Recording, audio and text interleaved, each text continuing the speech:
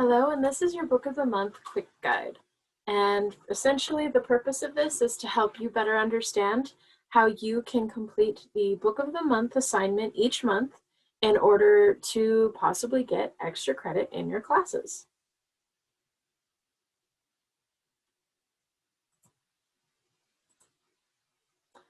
So essentially, just step by step, what you'll be doing is first you would read one of the titles from the reading list for the current month. This list is posted each month in the actual assignment for that month. Then after reading the book, you're going to complete the assignment for that month. Again, directions are all in there. 3, you're going to submit the assignment on Canvas. This is the only way that I'm actually accepting the assignment.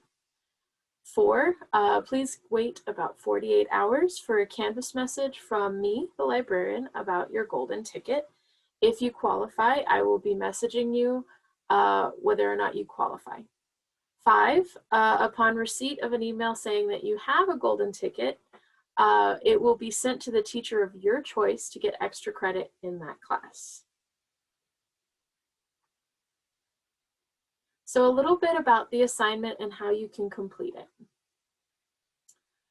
There are 3 ways you can submit your assignment for Book of the Month after reading your book. The first is to upload a Microsoft Word document or other text document. You can also type it directly into the text entry box. Or if you would prefer and you do better with video presentations and actually sharing, you can do a video submission. So these are the things that I want to see and or hear from you in your assignment to get the golden ticket, which can get you extra credit, okay? So a 3 to 5 paragraph essay if you're submitting type submissions, or a 6 to 8 minute recording video of your submission. Please try to use good grammar, at least have somebody maybe proofread it or listen to it to kind of get an idea if you actually are making coherent thoughts and using proper grammar. Also, make sure it's a fully developed answer to the question or questions asked about the book. I change the question regarding the titles each month, just like I do the titles. Next, it's always important to have evidence from the text to support your ideas and opinions. Please be sure to cite this, either the page numbers that you're quoting directly from or the range in which you're actually referencing to from your text. Also, your original work. Academic honesty is very important. I do check for plagiarism, and it is considered plagiarizing if you do not cite your sources. So please make sure to cite any references you make either to the book or maybe something that you found related to what the book was covering. So here are some examples. So this is an essay example. It's based on last month, October's Book of the Month. The question was, fantasy or horror stories are reflections of the reality we live and experience from day to day.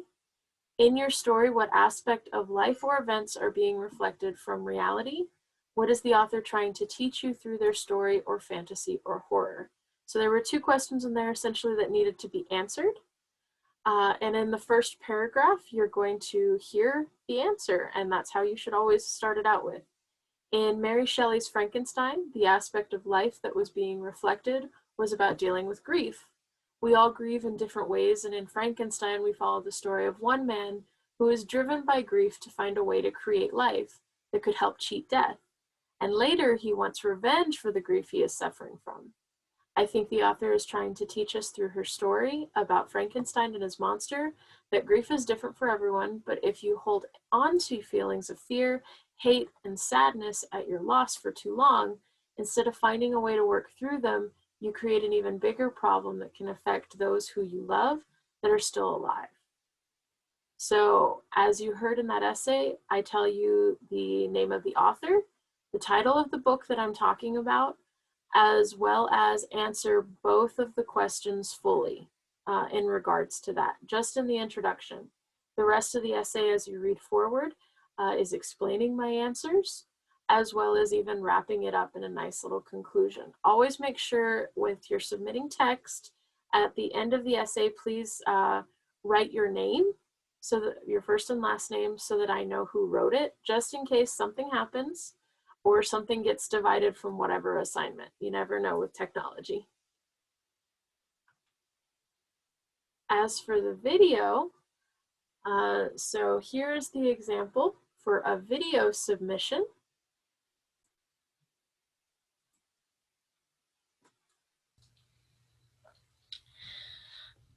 Hello, my name is Kelly Stimson, and this is my book submission for the October Book of the Month.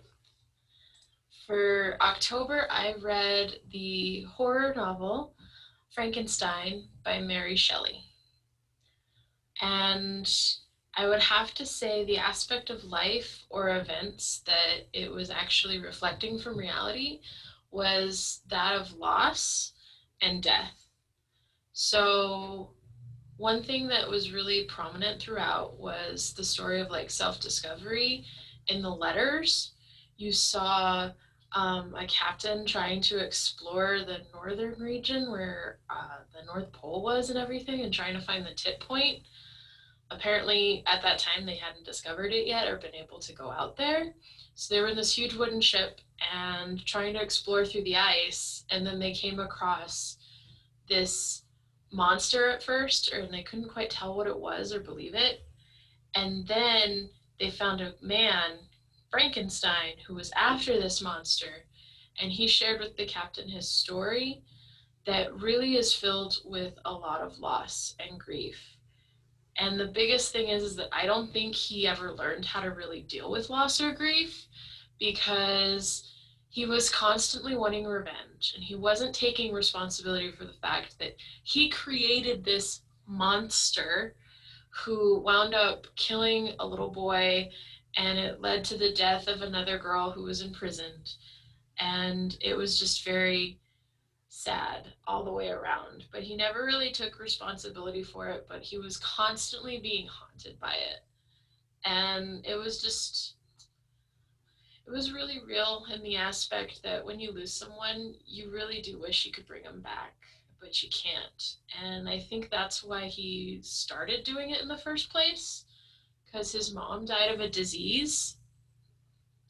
And when he went off to college and university, he was studying to be a doctor, but he was studying natural medicine, which looked more into the philosophy on if you were able to actually bring a person back to life. And I think instead of actually dealing with his grief, he decided to do that instead, and it created a bigger problem.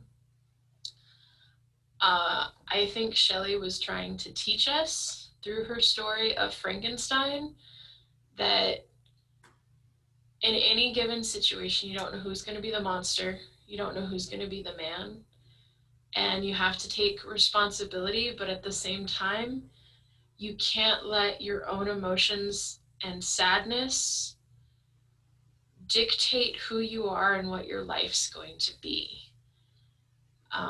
You gotta keep figuring out stuff. You have to try to find a way that, yeah, you're gonna be sad, because I know I'm still sad and very much miss my grandfather, and he's been gone for 5 years. But I also know that there are things that I do that carry on his memory. I don't go out seeking revenge or anything like that for the fact that he passed away, or take my anger out on people, which is what Frankenstein started doing. He was taking it out on the monster, his own anger at not being able to bring back the people that he loved. So I think that's what the author was trying to share with us. Yeah, I think that was the ultimate point of Frankenstein, that you can't let your grief, you can't let the bad things that happen in your life be the reason why you do horrible things, because you shouldn't be doing horrible things. It doesn't make life better for anybody. So that's Frankenstein by Mary Shelley, and this is my submission for Book of the Month.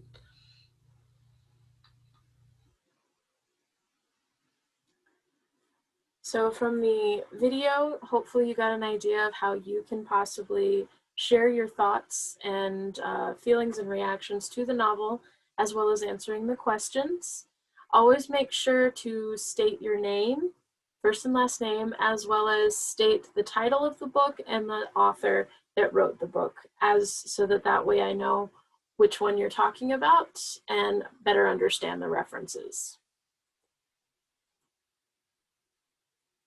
All right, so if you still have any questions or would like assistance, or would maybe like to first share what you actually are kind of writing, there are several ways you can contact me, your librarian, Miss Stimson. You can message me through Clever, or you can use the inbox in Canvas to send me a message. You'll find that on the left-hand side menu bar in Canvas.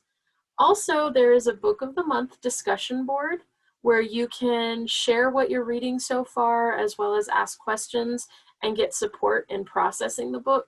Because I do recognize some of the titles I select can be very deep, either in regard to having to cause you like to have some serious thoughts, or sometimes even emotionally, and it's good to really talk about it.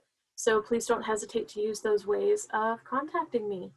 I hope this assists you in having success for Book of the Month.